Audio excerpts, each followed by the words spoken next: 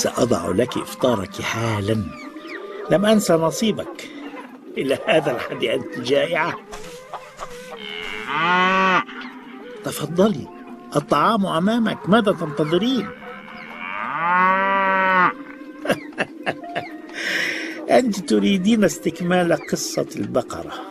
حسنا، كنا قد تحدثنا بالأمس عن بقرة بني إسرائيل التي يملكها غلام يتيم رفض أن يبيعها إلا إذا أخذ وزنها ذهبا. وفي قبيلة أخرى قتل شاب فاسد عمه ليرثه ويتزوج ابنته، ويستغل الخلافات الموجودة بين قبائل بني إسرائيل فيلحق التهمة بغيره.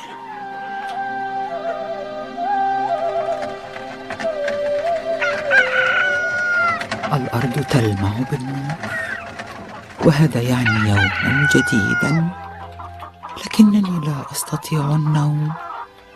كيف أنام بعدما رأيت إنسان يقتل إنسانا آخر؟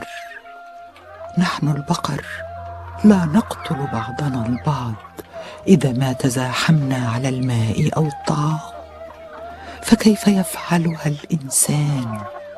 كيف يهبط النوع الأرقى إلى هذه الدرجة؟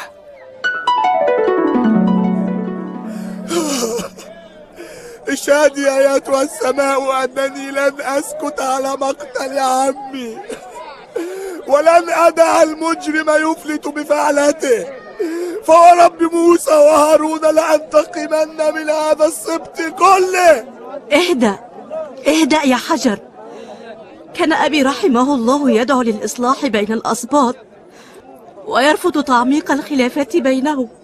وما النتيجة؟ قتلوه، فهل نسكت؟ أنا أشد منك حزنا على فراق أبي، والنار التي في صدري لو رأت القاتل لأحرقته. هوني على نفسك يا ابنة العم. كل ما أرجوه أن ننتظر. سيأتي منهم 50 رجلا يحققون في مقتل أبي، ثم يقدمون لنا القاتل حقنا للدماء. معك حق، وإذا لم يعرفوا القاتل قبلنا بالدية، حقنا للدماء طبعا. أعرف هذا الرجل، إنه تاجر غني من سبط آخر، وليس له إلا ابنة وحيدة، أظن أن اسمه إليائيل. من له مصلحة في قتله؟ قد يكون القاتل لصا أو قاطع طريق. السؤال المهم، هل هناك خطورة على تجاراتنا بسبب هذه الجريمة؟ بالتأكيد، قد تنقطع حركة التجارة تماما وتشتعل الفتنة بين القبيلتين. ما العمل يا كبير السبط؟ نذهب لسيدنا موسى ونرجوه أن يسأل ربه حل هذه القضية.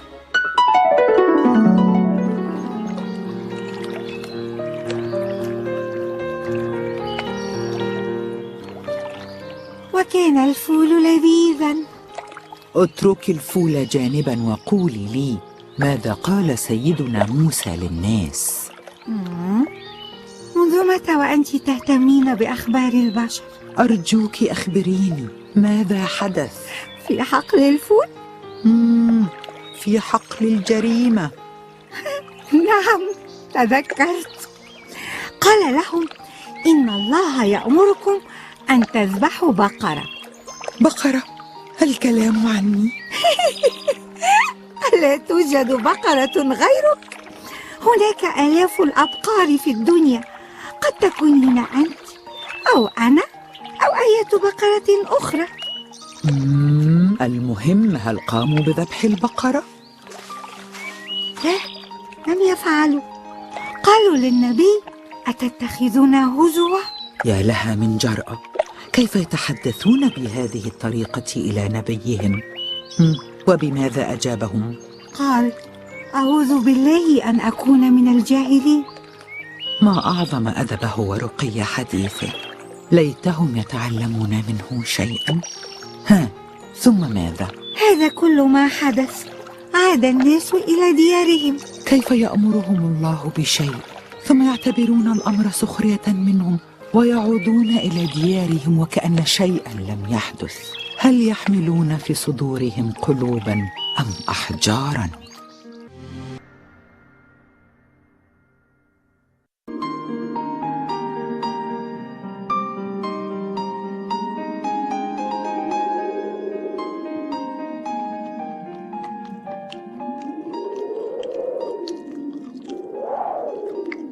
ماذا سنفعل؟ إن رجال قبيلة إليائيل سيهجمون علينا، وستكون حرب مدمرة. نذهب إلى سيدنا موسى ونسأله عن نوع البقرة وصفاتها. لقد قال بقرة. أي بقرة؟ فلماذا نشق على أنفسنا؟ هذا لكسب الوقت. ربما تحل القضية دون أن نغرم أنفسنا ذبح بقرة.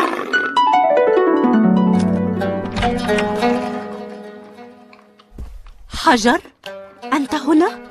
أنا دائما بجانبك يا ابنة عمي، حمايتك واجبي بل ومسؤوليتي، وأيضا وصية عمي لي. تحميني من ماذا؟ من قتلة عمي، من يدرينا، لعلهم يريدون قتلك أنت أيضا. في الحقيقة لم أكن أتصور أنك ستقف هذا الموقف الجاد بعد وفاة أبي. هذا أقل واجب، ولكن هناك مشكلة صغيرة جدا. ما هي؟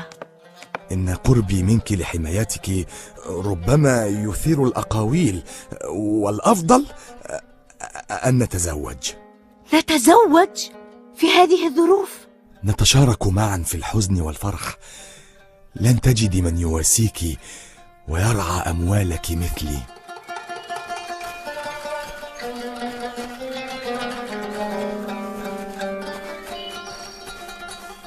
أسرعي قليلا، لماذا تتحركين ببطء هكذا؟ ما الذي جرى لك يا راضية؟ أصبحت كثيرة الحركة وسريعة الغضب، كأنك لست بقرة. ليتني لم أكن بقرة. لم أعد أطيق وداعتي وطيبتي وسط هذه الأحداث الغريبة من حولي. هيا أبلغيني بالأخبار. ذهب القوم إلى سيدنا موسى وسألوه أن يدعو ربه ليعرف ما هي البقرة. سؤال عجيب. المهم، ماذا حدث بعد ذلك؟ قال لهم على لسان ربه إنها بقرة لا فارض ولا بكر. تقصدين أنها ليست كبيرة في السن ولا صغيرة، أي متوسطة؟ هذه الأوصاف تنطبق علي. وهي تنطبق علي أنا أيضا، وعلى مئات البقر في بني إسرائيل. هل قاموا بذبح البقرة أم أنهم في الطريق إلى الذبح؟ لا هذا ولا ذاك. لا أصدق ما أسمع. لماذا لم ينفذوا أمر ربهم؟ لقد قال لهم النبي موسى عليه السلام نفس المعنى: افعلوا ما تؤمرون.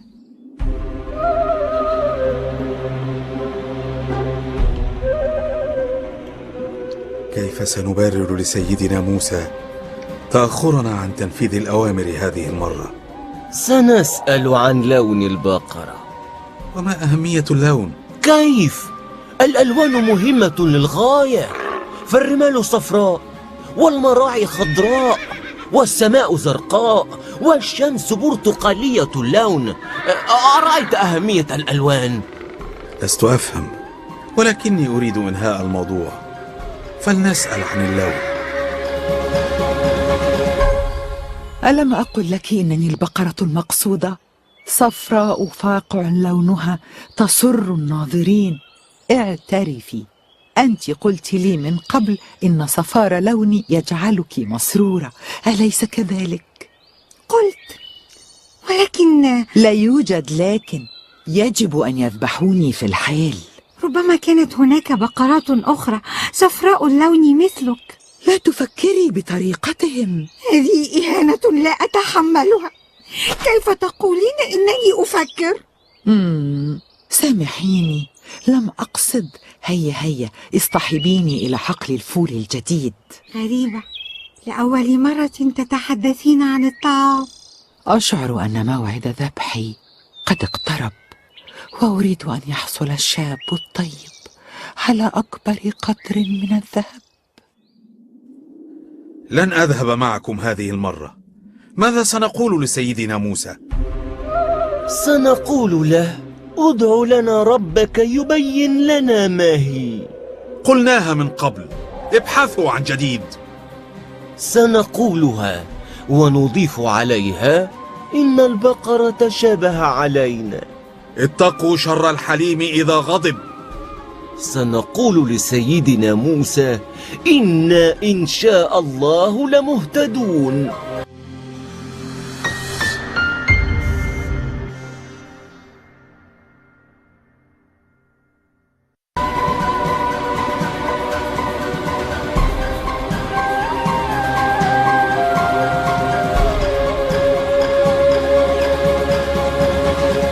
انطبقت عليك جميع الأوصاف، فلا توجد بقرة صفراء ليس فيها عيب ومتوسطة السن ولا تعمل ولا تحرث في الأرض غيرك.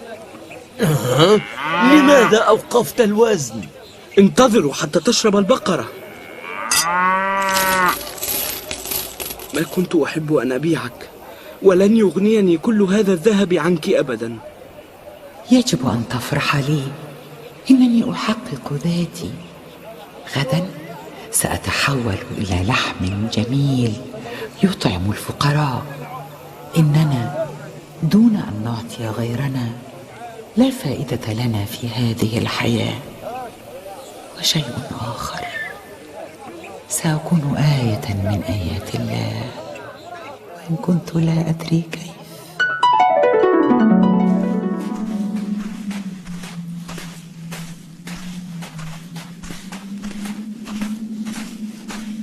ماذا يحدث؟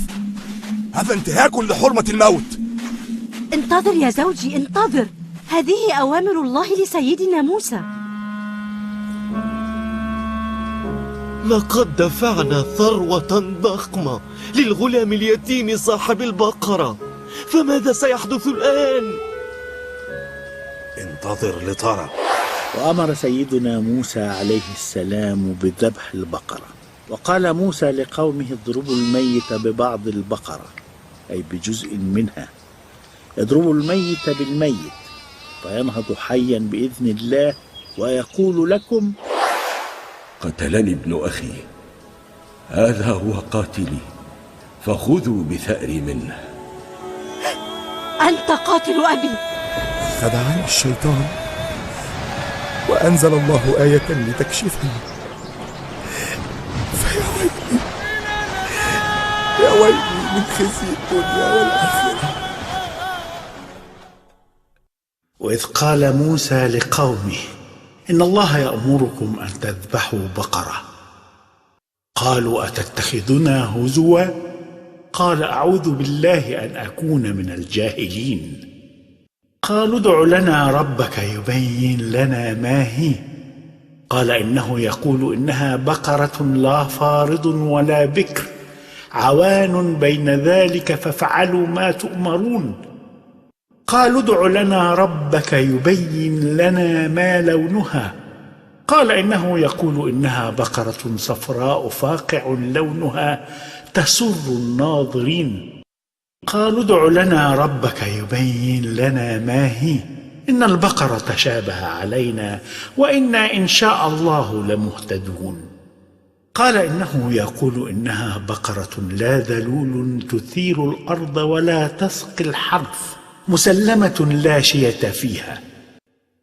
قالوا: الآن جئت بالحق، فذبحوها وما كادوا يفعلون. وإذ قتلتم نفسا فادارأتم فيها، والله مخرج ما كنتم تكتمون. فقلنا اضربوه ببعضها، كذلك يحيي الله الموتى ويريكم آياته لعلكم تعقلون. صدق الله العظيم. حصل الغلام الصالح البار بأبيه على ما يستحق من ثروة، ودفع القاتل المخادع ثمن جريمته. وكان بإمكان بني إسرائيل أن يوفروا على أنفسهم كل هذه المشقة وكل هذا الذهب، لو كانوا قد استجابوا للأمر من أول مرة وذبحوا أي بقرة، لكنهم حاوروا وجادلوا وعاندوا، وكانت النتيجة أنهم دفعوا ثمن البقرة الذهب. إذا كانت هذه صورتهم على مائدة المفاوضات مع نبيهم الكريم موسى، فكيف تكون صورتهم على موائد المفاوضات مع غيره؟